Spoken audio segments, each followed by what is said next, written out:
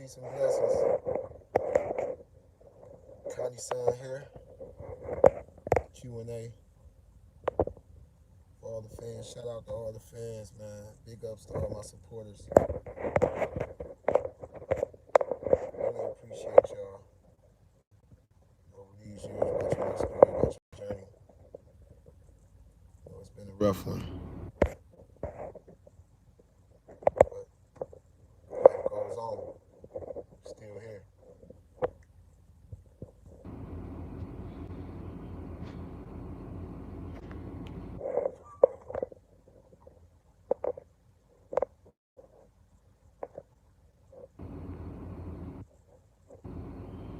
Welcome everybody to the chat. If you in here, you got any questions to ask, feel free to ask them. I'm in a good mood. I'm in a good groove.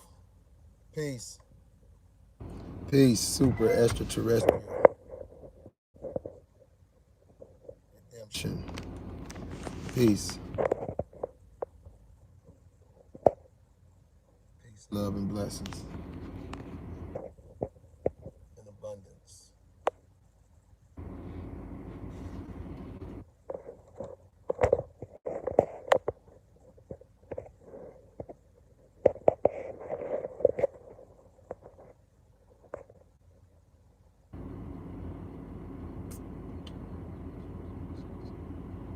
Peace, Oakland, in the building. Peace and respect. No doubt, no doubt. Maybe I could come down there and do some shows down there in Oakland. Book me down there. Let's make it happen. I spent like 2 months in Oakland, man. I think last year before last. I was in San Leandro. Yeah, about 2 months in San Leandro down there in Oakland, California, the Bay Area. B, what up? That Bay Area, man, down there on International and MacArthur. You don't want to. I like California. The gritty, real gritty California, man. It's way grittier than up north. It's way grittier than up north. Down on the West Coast, yeah, it's gritty on the West Coast. What up, little cuz? Gritty on that West Coast.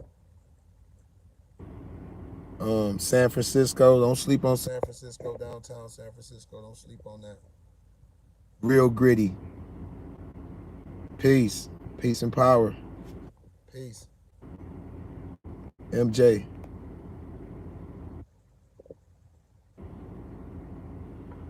No doubt. No doubt. Shout out Uncle Suge, man. Shout out Uncle Suge. But any questions y'all got, man, I'm keeping the chat room open. I'm scrolling, keeping refreshing it. Any questions y'all got, you know what I mean, about anything, as far as any lines you heard me say in the music that you quite didn't understand, or what did you mean by that? Um,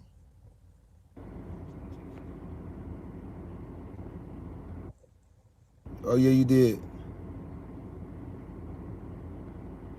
Oh yeah.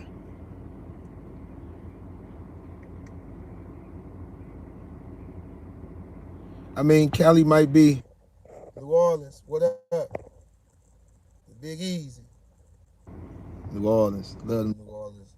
Women accent, man. Oh man. Yeah, Cali got that homeless problem. But it also got hustle. It got shrewd hustle. Like California people hustle. Totally, I'm talking about totally different. And they treat a hustle exactly like a job. Like they don't play. From the homeless to the Mexicanos, the Spanish community, the Asian community, the Africans, like California, New York too. New York is a melting pot of everybody. So I believe a lot of people from California and all that be there. But yeah, man, Cali, I be telling dudes up here up north in Cleveland that every square on the sidewalk, you know, a square on the sidewalk is like 2 or 3 feet. Every square is utilized. Every square belonged to a hustler. You feel me? For real. And Cali be grinding, bruh. Cali be grinding. I mean, if it was an even playing field, you say Cali is full of cheaters. They can't hustle. If it was an even playing field in life, all the way around the circle, it wouldn't be no who's the best, who's the worst, who's novice, who's beginners, who's professionals. You know, so yeah. So it is what it is. Like you only can cheat a person who's not knowledgeable about what you got going on. Them the only people you can cheat. Or Natty. Them the only people you can cheat. So black folks been getting cheated for years because we don't know exactly what's going on economically, spiritually, financially, the whole nine. So we've been getting cheated for years. So, but on our level, as far as our level, I respect California. I respect New York. I respect everywhere I've been. I love going other places. I love it. You know what I'm saying? You can connect with the people. You know, because it's a tough nigga in every area code. I don't know these tough niggas who they think they is. It's a tough dude in every area code. You know what I mean? Yes, it is. Yes, it is.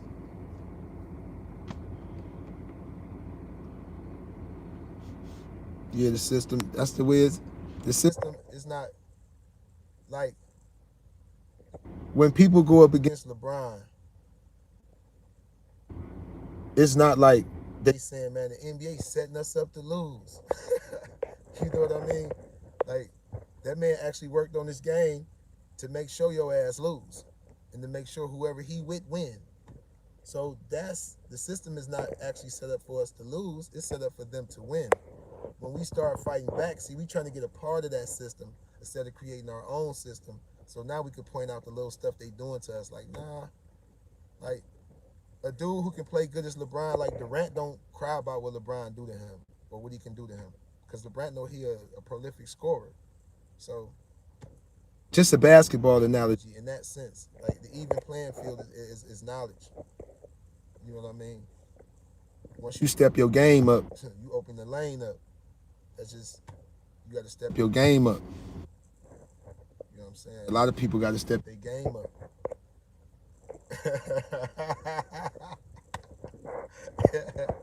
Yeah, but Durant don't fear LeBron though. He gonna come and just do his thing. Like you can't stop Durant. He a score. He got a score. He gonna score, and he got a higher gas tank, a much bigger gas tank. He can go longer.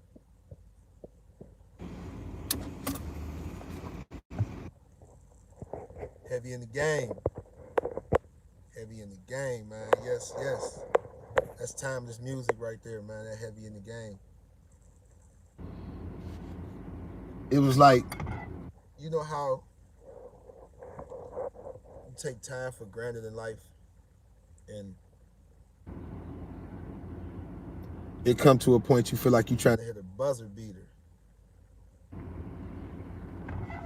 Yeah, I'm glad he can do that for you.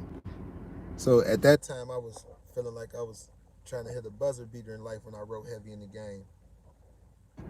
I'm back. I'm back to start to write my music a cappella now. And then if a beat fit, I'll put it on there. But listening to beats and writing, it took me out of my natural element of creating how I want to create and the sound that I want to. You know what I'm saying? Because I used to do it vice versa, and then I started letting. I never sat down. I never sat down and said, "Yeah, I got a song with him." Yeah, nephew, a little cuz. I got a song with him. So when I sit down and write, I don't be thinking about what I'm about to write about. I never sat down and said I'm about to write about being heavy in the game. yada yada yada. The beat come on, so I listened to that joint about 5, 6 times, and it's talking to me. Like I never pick beats, beats pick me. That's just simple. I can go into somebody like, man, he dope, he a dope producer, and go in there and like, ain't none of them joints pick me, King. Maybe I got to come back tomorrow. Maybe I got to smoke an L. I don't know.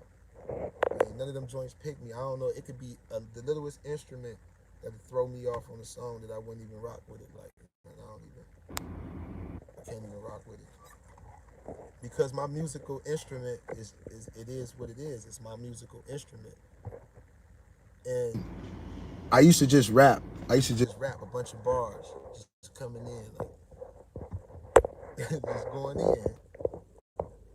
Um,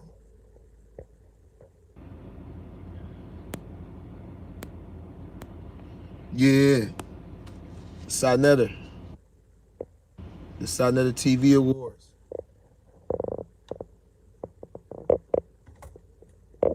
That's how I met my son. Yep, that's how I met my son. That's how my son came to Cleveland, and we did the Block Blues intro with him on the remix because I did it there, and it must have struck my son sitting in the crowd like, man, he hollering. You think that the world is ending? I say it's a new beginning. Paper chasing their religion. Like it costs to pay attention, man. You talking you? And you see a nigga up there with, I had the Block Blues on. I had the Block Blues tee on. Ripped up and just giving them Block Blues. They was like, what the feezy? They couldn't, man. They like, man, hell no. So after I did that, the intro, Sinetta gave me like 3 songs. She's like, you can do 3 songs, man. 9 minutes, man. Show be on cue, man. It be on go. You gotta get in there and get on up out of there because he had other artists performing as well. So I did them 3 songs. Rapper Rooney, that dude, like, man, listen, I need you to do 3 more, and you gonna end us off too. Nigga, what? I always come over prepared when I come to a show. Over prepared. Whoop they ass. I had a duffel bag of CDs. Me and my nigga Street, shout out to Street. Duffel bag, like 700 CDs in that boy. Covers, album covers. I was on the grind then. From then there was SOBs. That's when I met Chi Ali. My son, brother, Oppression. Shout out to Sincere, Rough Rider DJ, Rough Rider Radio. Sincere, yeah. Invited me to his crib, all that. Sincere, real genuine dude down there in New York. You know what I'm saying? Invited me to his crib, had a barbecue, man. Kicked it with his kids, man. Beautiful time in New York. Beautiful time. First time I seen black squirrels. I ain't gonna cap. I'm like, man, why y'all squirrels black? What's going on? They're like mice running around this bitch to me. Or rats. Nigga Sincere looked at me and said, what color they supposed to be? Brown. Where I'm from up here up north, them bitches tan, brown. Them shits out in New York is pitch black. Threw me for a loop. Like, what the feezy? They jumping out of trees and shit. I'm like, man, that ain't no squirrel. That joint black. Black on black on black. So, I don't know if people used to seeing black squirrels, but I'm not. In New York, they got black squirrels. Yeah, that way.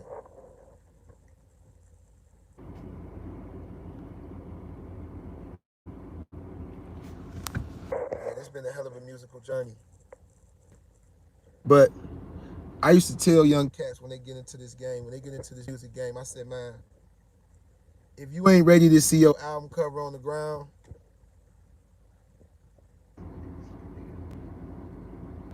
no doubt.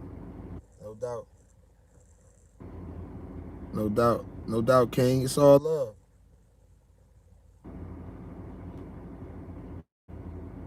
No doubt, Steve. No doubt. But when you get in this game, Fred, what up? You get into this music game, you got to be willing to see your album cover on the ground. Like I used to walk the streets with a book bag on my back, passing out my CDs for free. Connie Sun did that in Cleveland. Yeah, I walked from Hillcrest, that's up Superior, all the way up Superior, Hillcrest, all the way down on a mission. This young, ambitious. Trying to drop one in June, drop an album in June.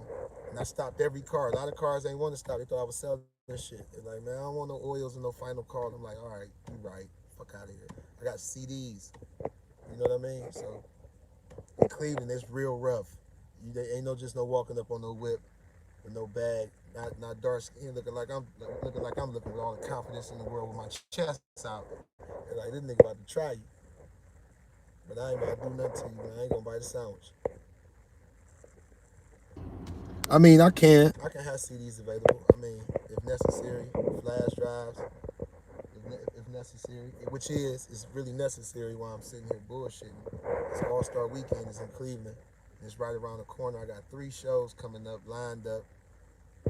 Yeah. Yeah. One on the 17th, 2 on the 19th. Radio interview Monday, or a podcast. Yeah, just trying to stay busy with the music, man. Excuse me. Just trying to stay busy with the music.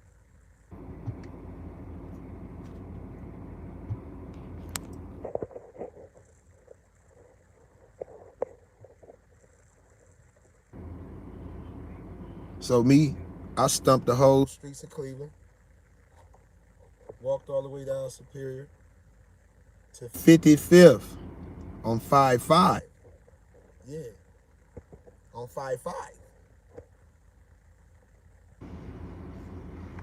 Stumped all the way down there, passing them out till the bag was empty. I had to make sure the bag was empty. When I got to 55th, I came back up Superior till the bag was empty. Just that alone, like Superior, busy street up here.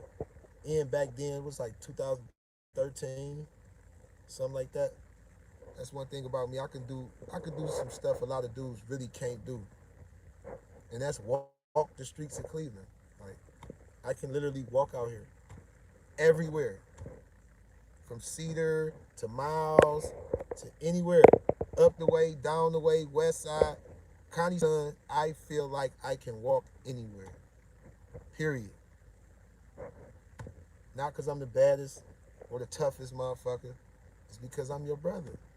I'm your cousin. I might be your uncle. That's why. It's our city. This ain't your city, it ain't my city, it's our city. You know what I mean? That's just how I feel.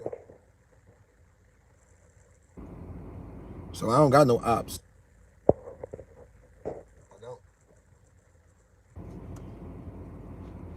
But I don't know they ops. I ain't hip to them.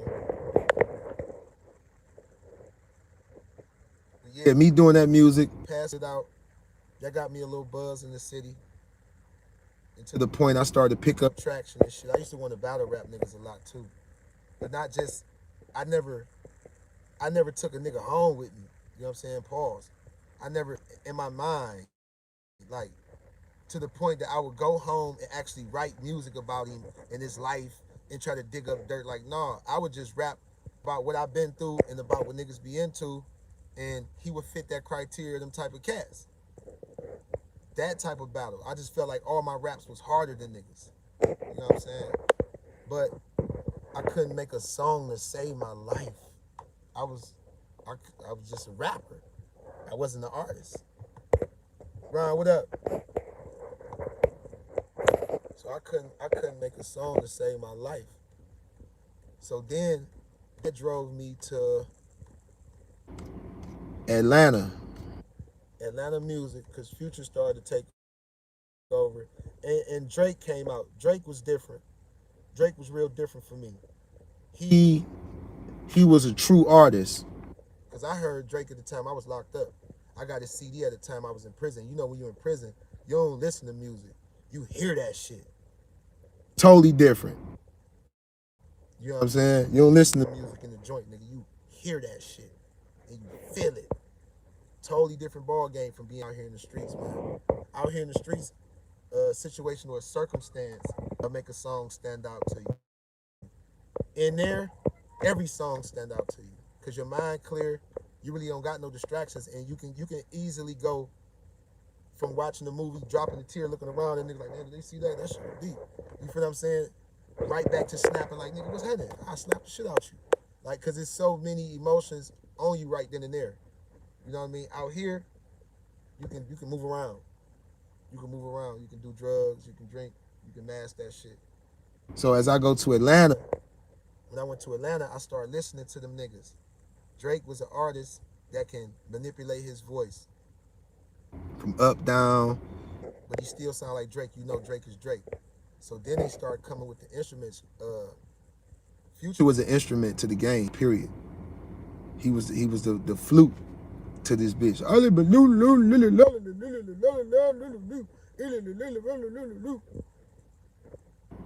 Nelson, New Zealand. What's going on, King? Yes, sir. Much love and respect, King. Yo, hold it down out there, man. Hold it down. So Future was the flute to the game. Every time he rapped, you would hear a flute like tone. You know what I'm saying? So I'm like, damn, okay. Then you hear Thug. When Thug came, Thug fucked the game up because he sounded like a violin. Like, busting out the bando. A nigga drill real metal like a candle. I went from back to bitches to the feature with them. I went from smart to out them bitches with smart lit. You know what I'm saying? So it was like, boom. He was the violin on the track. Even to this day, he's still violin on the track. If you listen to him, you know that pitch. Any violinist can play any Young Thug song. Anyone. So now after Thug come, here come Lucci. Lucci went all the way back. He went harmonica on him.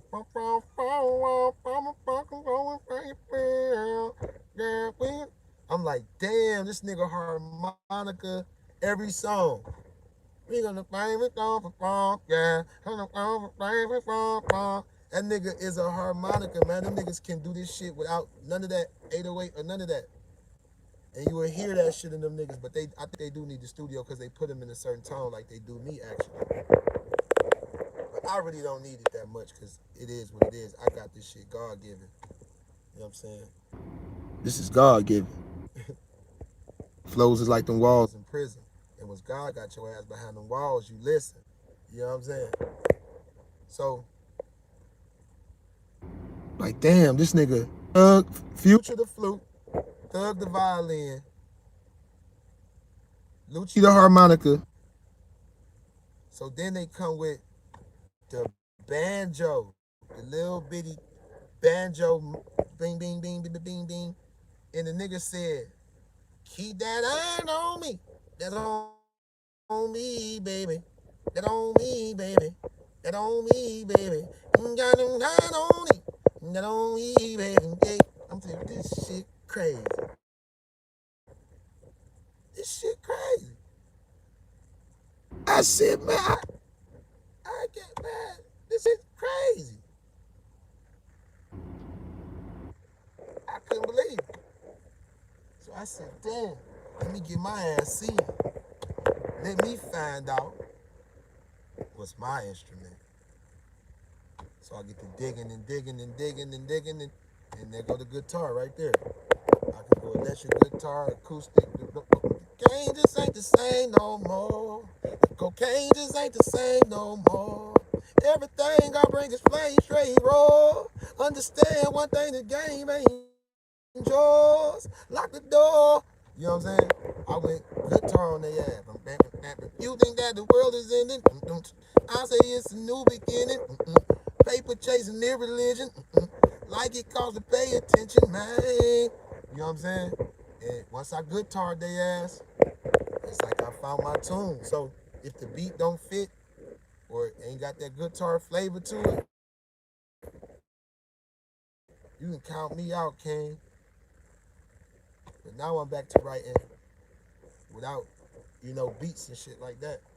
So it can be more organic and I can go get my beats built around the song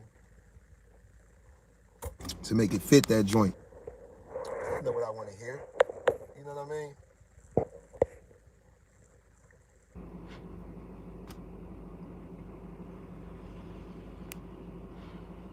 Know what I want to hear.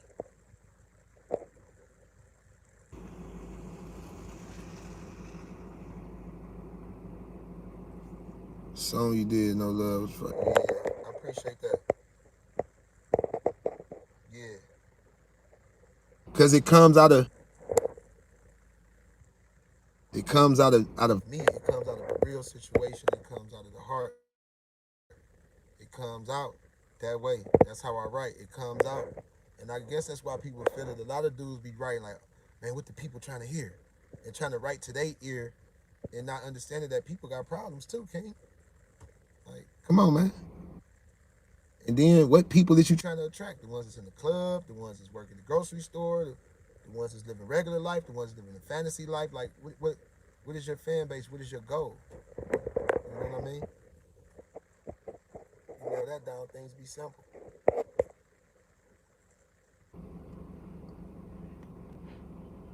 So 14 of y'all in the building. No questions. Y'all ain't got no questions to ask.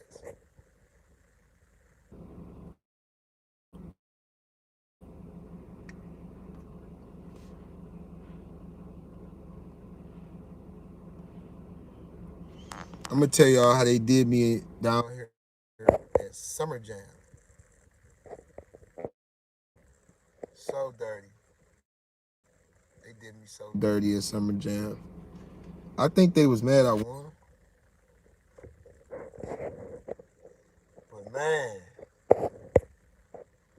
I wanted to be on Summer Jam. Nigga, at 4:30 in the afternoon, Summer Jam don't start at 8. They put me on at 4:30. I mean, they put me on when people were setting up barriers and shit out there. It wasn't even nobody in there. They put me on first. I'm talking about, nigga, they put me on for mic check. Nigga, I was mic check. I ain't bullshitting. So after I noticed that, I checked the mic. You know what I mean? I threw that bitch. Fuck y'all. Fuck this show. Y'all dangerous and dirty people. I get off stage. Me, the honey was with me. My homie Street. Take my back. They take my backstage pass. I said, hold on, whoa, I got flash drives and shit. Gucci gonna be here. There's a lot of people here. Bootsy here. I need to pass out these flash drives. I'm about to be. No, see, this area is for artists who got managers. I think you can tell I'm managing myself very well at this moment right now. Boy, the man asked me, what did I do with the 2 Summer Jam tickets that came in my packet? What came in my packet was 2 backstage neck passes so I can roam anywhere, floor, all around, right? Because I won. I actually won the hottest artist in the city, the hottest period point blank, hands down. In 3 minutes. I had 3 minutes to perform in the competition. So when I won the competition, I'm like, how many minutes I got on Summer Jam? They said 3. So the fuck I battled for 3 minutes for 3 minutes. Shit don't make no fucking sense. This how Cleveland. This how Cleveland is the wackest shit when it comes to this music for real. So 3 backstage passes in my envelope. Big envelope. I still got the envelope. 3 backstage passes, 2 tickets to Summer Jam. Boom. My kids is 20 and 19 at the time. My 2 sons, Los Jr., Carvon. I get them the tickets so they can see me perform. Get off stage. He tried around here. I'm about to be around here. Like, no, you can't really be out here unless you got a manager. I'm like, what the fuck type of corny shit y'all got going on? Cool. He said, where's the 2 Summer Jam tickets? Peace, King. The man said, where's peace, Aunt? Mr. Harris. Peace to you, brother. The man at Summer Jam asked me, where is the 2 Summer Jam tickets we gave you? You supposed to use them, go out, and come back in. Nigga, what? What the fuck are you talking about? This man turned me from a superstar to a fan in the blink of an eye. This is what they did to me at Summer Jam. Summer Jam don't start at 8:30, 9 o'clock. I was on stage at 4:30. When they was straightening out barriers, man. After I got off stage, they tried to take my backstage pass and say I can't be out back there without a manager. I am my manager. Right? Then he said, what did I do to the 2 Summer Jam tickets that they had in my packet? I told him I gave them to my kids. They out there to see me perform. They just watched the shit show. Right? One of them probably caught the mic I threw out there. But anyways, the man said I supposed to use those tickets to go out the arena and come back in the front door like a fan after I just got off the stage, bruh. I ain't lying to you, man. They Summer Jam in Cleveland rocked me so hard. Oh my God. That's why you don't see me talk about 107.9. I don't really reach out to them. That Boy Iconic is the only one I fuck with down there. It's another guy down there too. Dark skinned, kind of tall guy, real smooth cat. I don't know his name, but I know the brother when I see him. But I don't fuck with our radio station up here at all. No shape, form, or fashion. They bullshit. They straight bullshit. They don't got artists coming down there freestyling on the set, on the scene. None of that. They just robots who play what they told to play and shut the fuck up. They don't break records up here. Along with another hot ass DJ play, get the record and throw it in they mix like he did. Probably a DJ from Atlanta, New York, California, but Cleveland don't break records up here. They don't.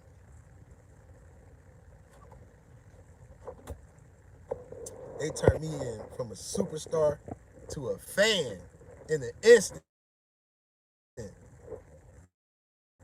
I was 3 deep. It was niggas in there 40 deep. All in the back drinking. I'm 3 deep. Me, Honey, my nigga Street. I don't never go nowhere 9, 10 deep. Me, Street, probably Swanee 5,000. We on the road. 3 niggas. We out of here. We out. We gonna take care of business. Ain't no plan, ain't none of that. Ain't no plan.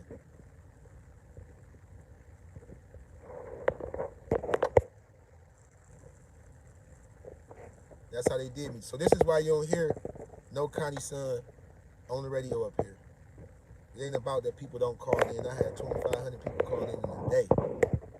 In one day, 2,500 people called in. Hey, what's up? We need to hear that power couple. We want to hear that power couple. We need to hear that power couple, man. Why y'all ain't? You know what 107.9 asked me after I called so much? What is playing your music on our radio station gonna do for us? I'll never forget it. What is playing your music on our radio station gonna do for us? I don't know. Probably get more people to listen to y'all. I don't know. I don't get it. Gotta be jealousy. Gotta be jealousy.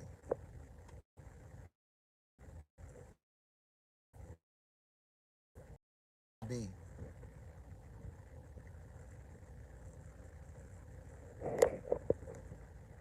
Because musically, I don't even be on this type of time. Like, I don't be on this type of time. But musically, in my city, It's only like my connection. See, I get to talk about 1079. They fucking with my connection. They fucking with my connection. Yeah. So I don't know what I'm gonna name my next album. It's kind of up in the air. I got a project dropping with Fully Focused. That bitch crazy.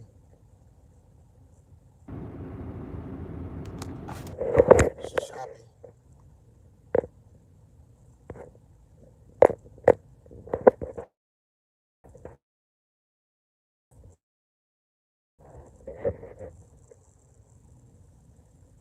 It's still choppy to y'all.